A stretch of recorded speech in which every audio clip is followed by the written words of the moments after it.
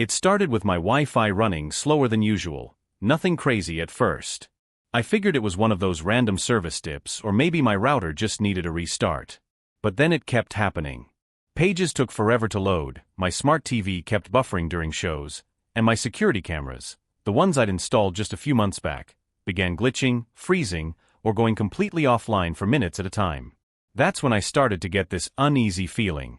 See, I live on a quiet street in Maplewood, the kind of place where you know every car that drives by and every neighbor's dog by name.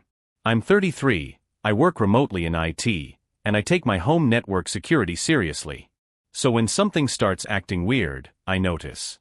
At first, I thought maybe one of my neighbors was accidentally connected to my Wi-Fi, maybe I'd left the password too simple. But when I checked my router logs, I froze.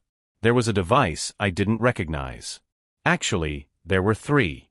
Each one was connecting to my network during late-night hours, 1:30, 2:15, 3:04 a.m., and disconnecting right before sunrise.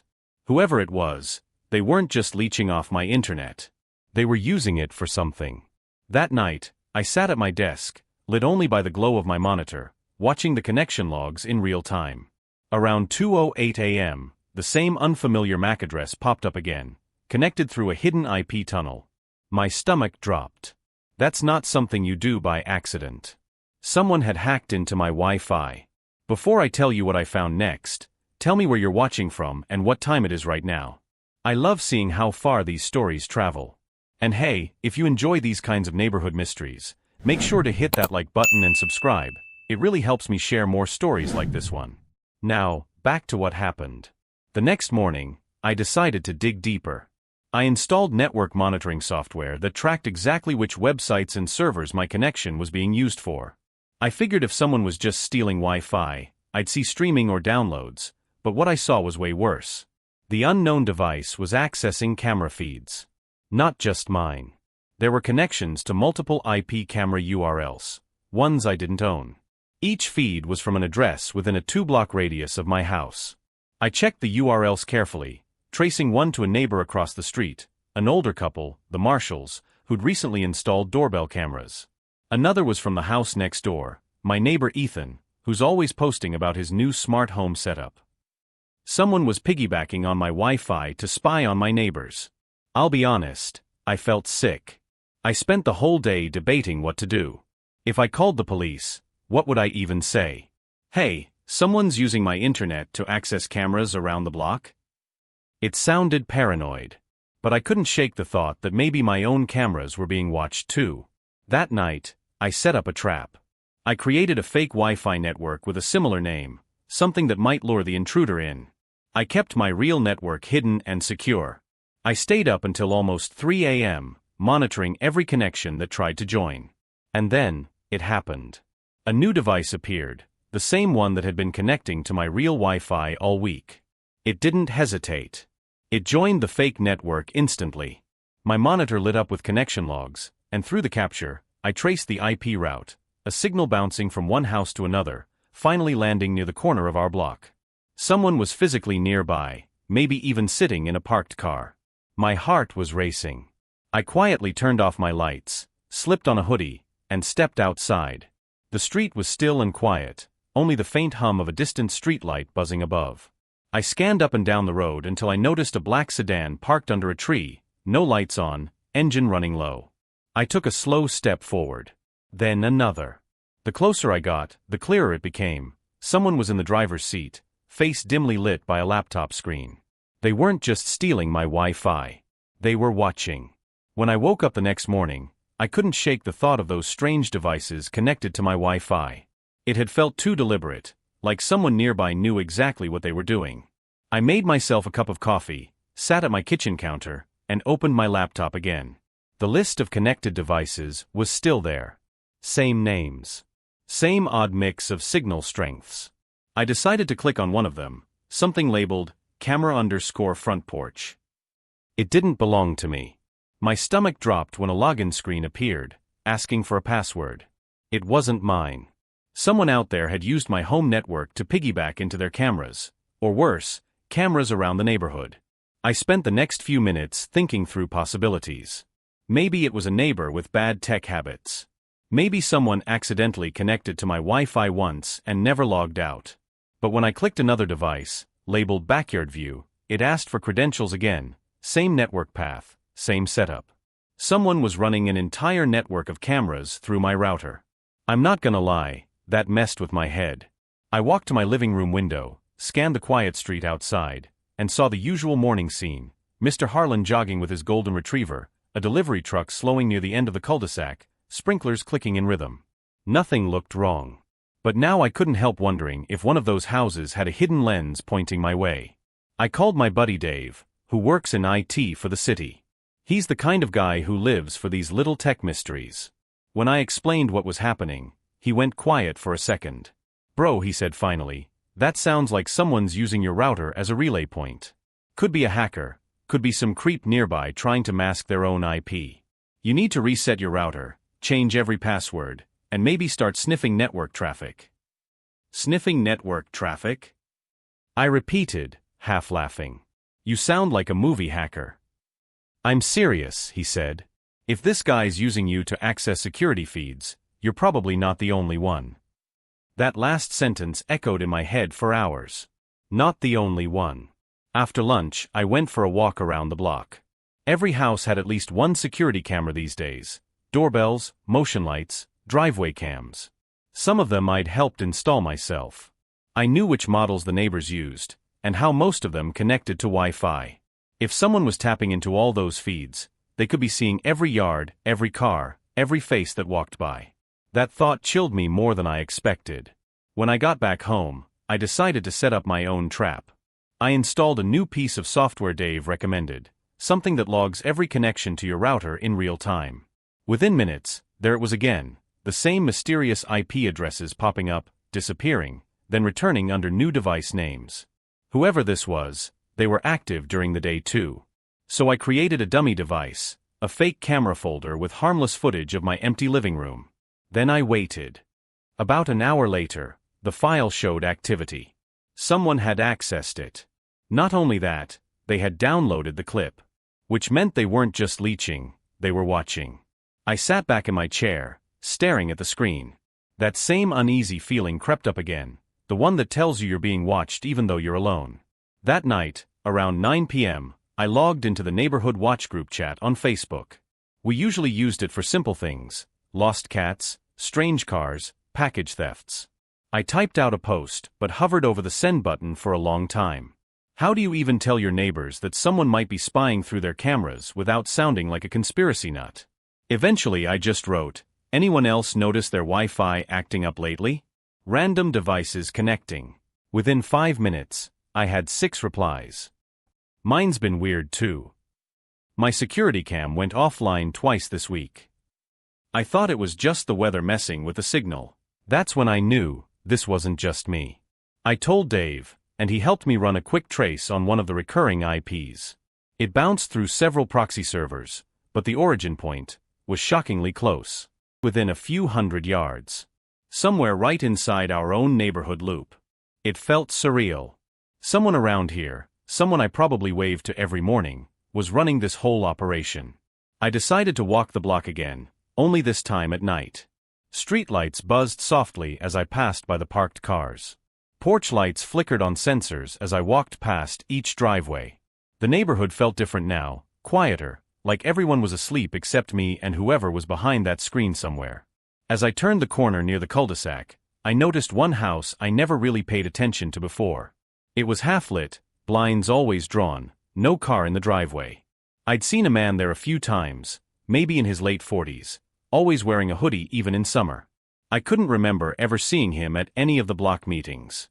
And for some reason, his porch camera was pointed not at his own front yard, but at the street across from him, directly facing my house.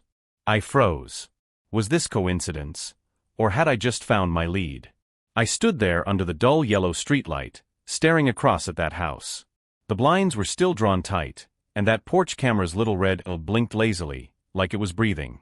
My stomach twisted, because now that I was looking at it with fresh eyes, I realized something else. The camera wasn't even a common Ring or Nest model like everyone else's. It was some off-brand piece of equipment, bulkier, mounted at a weird angle. I didn't want to jump to conclusions, But that house had always felt off. Nobody ever visited. No packages, no kids, no Halloween decorations. Just a motion light that flicked on if you even looked at the driveway for too long. I took a photo of the setup and sent it to Dave. Within seconds, he called me. "Bro, that model's not consumer grade," he said. "That's industrial surveillance gear. Where'd you see that?" "2 houses down from mine," I said quietly. "You think that's our guy?" "Could be. If he's running a network, that type of hardware could handle multiple feeds. But don't do anything stupid. If he's tech-savvy enough to run that setup, he's probably monitoring his own network traffic too. Meaning he might know I'm watching him," I finished.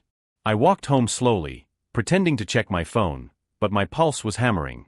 From my porch, I could still see the faint blue glow from his living room window.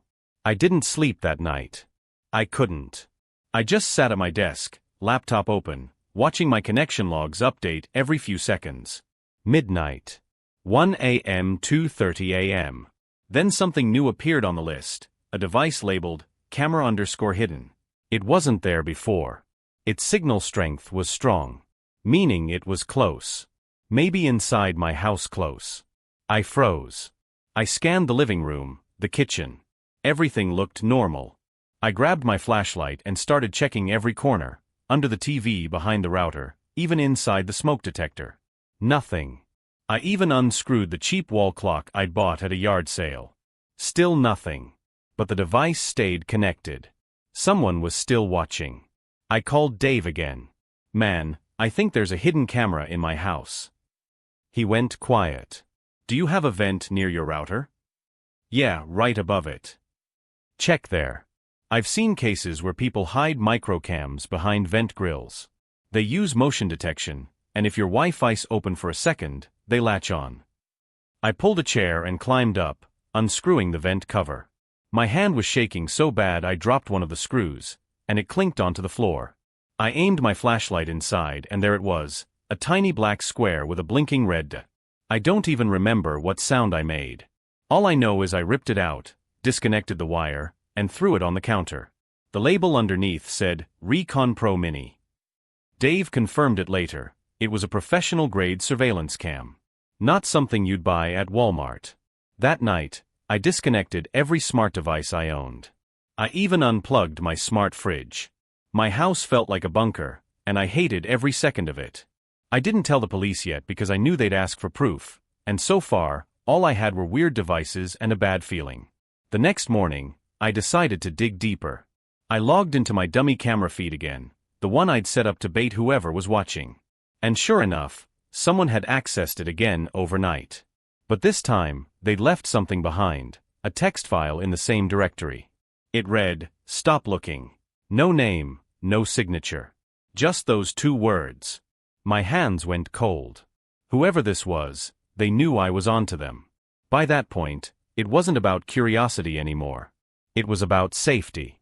I printed out screenshots of everything, the access logs, the IP traces, even the text file, and decided it was time to go to the police. But before doing that, I wanted one more look at that suspicious house. So that evening, just before sunset, I walked by again. This time I pretended to be walking my dog. The blinds were still closed, but I could hear faint humming, like the sound of multiple computers running at once. I peeked through a gap between the blinds. Inside, I saw a row of monitors. Dozens of them. Each showing a different live camera feed, driveways, living rooms, backyards. Including mine. My throat tightened. I backed away slowly, my heart slamming against my ribs. I didn't even remember getting home, just that I locked the door behind me and sat in silence, trying to process what I'd seen. He was watching everyone. Every family on this block. Kids playing, people mowing lawns, couples arguing in their kitchens, all of it. That night, I didn't sleep again. I didn't even close the curtains. I wanted him to know that I knew. By morning, I had my decision. I wasn't just going to the police. I was going to expose him through the neighborhood watch itself. So I opened the group chat again and typed out a message. "I think someone in our neighborhood is watching our camera feeds. I have proof." I hit send. Within minutes, my phone started buzzing non-stop. Everyone wanted details. I told them I'd explain everything that evening, in person, at our usual neighborhood meeting spot by the community park. But what I didn't realize was that he was already one step ahead. By 7 p.m., I was standing at the small covered gazebo in the community park, the unofficial meeting spot for our neighborhood watch group. The sun was setting behind the trees, casting long shadows across the playground. One by one, my neighbors started showing up, Mrs. Olson with her little dog, the couple from across the street still wearing work clothes, and a few others who looked more curious than concerned. Dave showed up too, holding a laptop bag and looking serious. "You sure you want to do this in public?" he asked quietly. "I want everyone to know what's happening," I said. "If I'm right, this affects every house on this street." The group gathered in a loose circle. I could see people whispering, some thinking I was overreacting, others clearly nervous. "All right," I began. "You all remember when the neighborhood watch alerts started glitching a few weeks ago? Slow notifications, delayed motion triggers? I think I found out why." I placed my phone on the picnic table and opened the screenshots I'd printed out. Someone's been accessing our home Wi-Fi networks, not to steal data or passwords, but to access our security cameras. Every single one of them. A few people laughed nervously, but I could see doubt fading from their faces as I laid out the evidence. The logs, the phantom device named camera_hidden, even the photo of the industrial-grade camera on that house 2 doors down. Dave connected his laptop and mirrored the feed onto a small projector. The glow lit up the group's faces. "This," he said, "is the live traffic on our local network right now. Look at this." He highlighted several IP addresses. Notice the one ending in 94. It's been pinging almost every household device within a 2-block radius. That's not normal behavior. The murmurs grew louder. Mrs. Olson frowned. "You're saying someone's watching us?" I nodded. "Not just us. Everyone." A man in the back spoke up, tall, mid-40s, wearing a gray hoodie. "And you think it's who exactly?" I hesitated. "That house at the corner. The one with the blackout blinds." The man's expression didn't change. "You have proof it's him?" Dave cut in. "We traced the network traffic back to his router's MAC address. It's unique. No way it's coincidence." That was when I saw something flicker in the man's eyes. A flash of something like panic, gone as fast as it came. He folded his arms. "You shouldn't make accusations like that without hard evidence." I was about to respond when I noticed headlights turning into the park lot. A dark sedan rolled in and stopped near the gazebo. The door opened, and the man who stepped out was him. The neighbor from the corner house. He didn't look surprised to see us there. In fact, he looked almost amused. "Evening," he said, glancing around at everyone. "Got quite the crowd here tonight." The group went quiet. The only sounds were the faint buzz of crickets and the hum of Dave's laptop. I swallowed hard. "We were just talking about something you might want to explain." He smiled, the kind of slow, knowing smile that made my skin crawl. "Oh? And what would that be?" Dave projected the feed again, showing the traffic logs. "We know about the surveillance network," he said firmly. "We know what you've been doing." For a second, the man didn't react. Then he gave a soft laugh. "You think I'm the one watching you?" He took a step closer to the table, his eyes scanning the evidence like he was reading a grocery list. "You've got it backward. I've been monitoring you to keep you safe. There's someone else out there using the same Wi-Fi patterns, piggybacking on my network, spoofing my address. I've been trying to trace it for months." "Right," Dave said skeptically. "And the cameras in your house? The industrial ones?" The man sighed. "I installed those because I've seen what this person is capable of." "You've only scratched the surface." The way he said it, calm, steady, certain, made everyone uneasy. I folded my arms. "Then why didn't you tell anyone? Why hide it?" "Because you wouldn't believe me," he said simply. "You still don't." Then he did something that froze me. He reached into his jacket and pulled out a small flash drive. "This," he said, holding it up, "is the full dataset from the last 2 weeks. If you really want to know who's behind this, take it. But once you open it, you can't go back." He set the drive on the table and walked away, disappearing into the night before anyone could say a word. The group stood in silence. Dave picked up the flash drive and stared at it. You think this is real? I didn't answer. I just looked around at my neighbors, all of them suddenly terrified that their own homes weren't private anymore. We ended the meeting early. Everyone left in pairs, locking eyes with one another like strangers instead of neighbors. When I got home, I sat at my desk, staring at that flash drive. My hands were shaking again. Every rational part of me said don't plug it in. But curiosity, that same gnawing curiosity that started this whole mess, wouldn't let go. So I did it. The folder opened instantly. Inside, there were dozens of video files, labeled by date, time, and street address. My street. I clicked one. The footage was from a camera pointed directly into my living room, but it wasn't my camera. The timestamp was from 3 nights ago. And in the corner of the frame, reflected faintly in my TV screen, was a figure standing in my hallway. Someone had been inside my house. I stared at the frozen frame on my laptop screen, unable to move. The reflection in my TV wasn't a trick of light, it was a person, standing right there in my hallway. The image was faint but unmistakable. Shoulders. A hood. And the eerie outline of someone holding what looked like a phone recording. My pulse was hammering in my ears. I rushed to the hallway and flipped on every light. Empty. I checked every room, even the crawl space in the laundry area. Nothing. Then I noticed something on the floor, near the router. A faint footprint, half smudged, like someone had stepped in from outside recently. I didn't sleep that night. Instead, I sat watching the feeds, flipping through each video on that flash drive. The more I watched, the clearer it became. This wasn't the work of a random hacker or bored neighbor. The person recording knew exactly where every camera was placed. The angles were too precise, the timing too intentional. The next morning, I called Dave. Meet me at the park. Bring your laptop. By noon, we were sitting in his car, parked in a quiet corner. He plugged the flash drive into his system and ran a trace. His face went pale. These videos weren't just stored locally, he said. They're part of a live feed connected to a private server, and it's hosted right here, in our neighborhood. I leaned in. You're saying someone here set all this up? He nodded slowly. Worse. The access credentials are registered under the Neighborhood Watch portal. For a second, I didn't even process it. Our own system? I said. The one meant to keep us safe? Yeah, he replied grimly. Looks like whoever set it up modified it to pull feed access from nearby home networks. Whoever controls the admin account has full view of the neighborhood. There was only one person who had that kind of access, the watch coordinator, Mrs. Olson. At first, I thought it was impossible. She was kind, harmless, always walking her dog and organizing potlucks. But the data didn't lie. The IP trace led directly to her address. We drove there immediately. Her car was in the driveway. The curtains were drawn.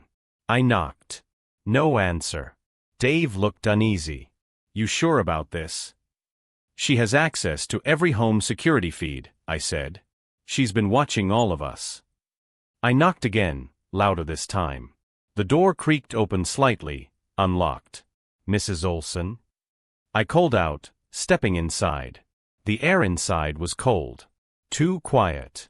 Then, from the living room, came the faint hum of electronics.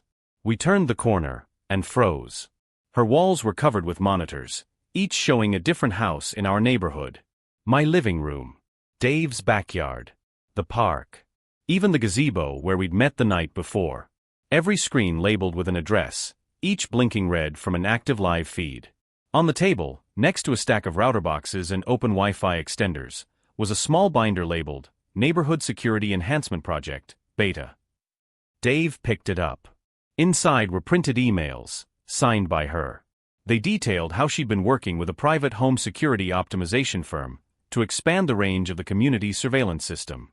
But it wasn't official. It was all off the books. The last email she received read, "Great work, Patricia. The data collection phase is complete. Prepare for Phase 2 integration." There was no sender name. No company logo. Just a random string of numbers as the address. She wasn't spying, Dave said slowly.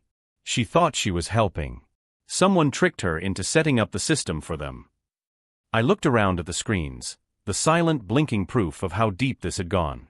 So who's behind it now? I asked. Dave stared at the code on her main monitor. I don't know yet. But this server, it's still active. Someone's watching us right now. And then one by one, the screens started to go black. Every single feed shut down at once, except one. The monitor in the center flickered, showing a grainy live feed of us, standing in her living room. Then a distorted voice came through the speakers. Thank you for your help, neighbors. The system works perfectly. The screen went dark. I don't remember how long we stood there, frozen. By the time the police arrived, the drives were wiped clean. Mrs. Olson was missing. The system gone. But that night, when I checked my own security cameras again, I noticed something new, a small blinking light near my router that hadn't been there before. And as I stared at it, I couldn't shake the feeling that whoever was behind all this never really left. If you've made it this far, you're definitely one of us. Don't forget to subscribe. I've got more neighborhood stories coming that you won't believe.